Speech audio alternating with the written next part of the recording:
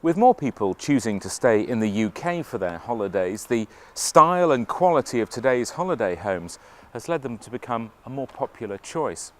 In fact, once tried, so many are so impressed by the holiday homes they're deciding to buy one for themselves. But how do you go about buying your own holiday home? Well, I'm Blair Jacobs for Swift TV here at Swift's HQ in East Yorkshire to meet the National Sales Manager Duncan Smith to find out.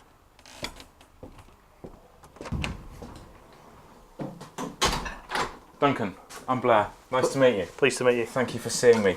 So, look, I'm hoping to buy a holiday home. Where on earth do I start? Well, Blair, there's 6 simple steps to follow, and we have a holiday home buyer's guide to help you on your way.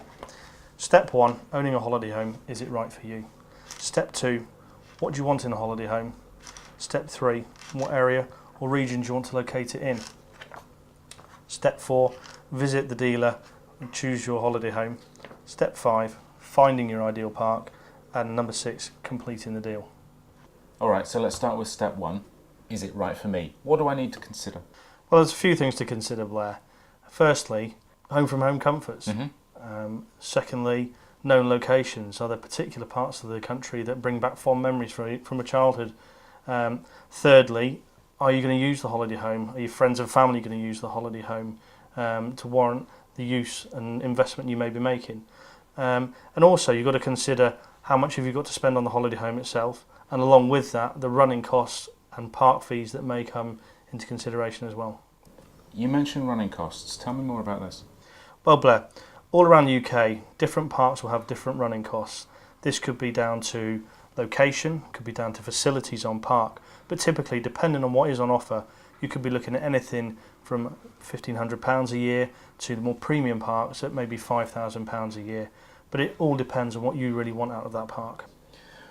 Okay, Duncan, so I've decided I want to progress. What's step 2 again? Well, you need to consider what you want in the holiday home. So you need to look at things, for example, how much living space you might want, particularly different months of the year, how warm or how thermally efficient a particular model may be. Bedrooms could be a consideration if you've got family or guests that may be using the holiday home, how many bathrooms you may need, what type of kitchen it may have. But all these things are available to view on our Swift TV channel or also on our website, where we have layouts, spec information, along with also where you can see these particular homes. I also recommend visiting one of the dedicated holiday home shows, either the Lawns in Cottingham or maybe the show at Bewley down in the New Forest. We also have a strong presence at both NEC shows in October and in February. But more importantly, I would highly recommend visiting one of our many distributors throughout the UK. So now I've selected the models that I'm interested, I move to step 3 and select the right area? Yeah, a very important part of the process, and definitely something you need to consider carefully. Particularly, how far do you want to travel? Do you want to be coastal? Do you want to be inland? Is there a particular part of the country that holds special memories? I know when I was a child, caravanning holidays in Devon and Cornwall hold a lot of fond memories for me, so that might be somewhere I would consider, but you need to decide on where you want to be, really. Well, for me it has to be the countryside, and I've always loved the Welsh borders. Ideally, I'd like to go there.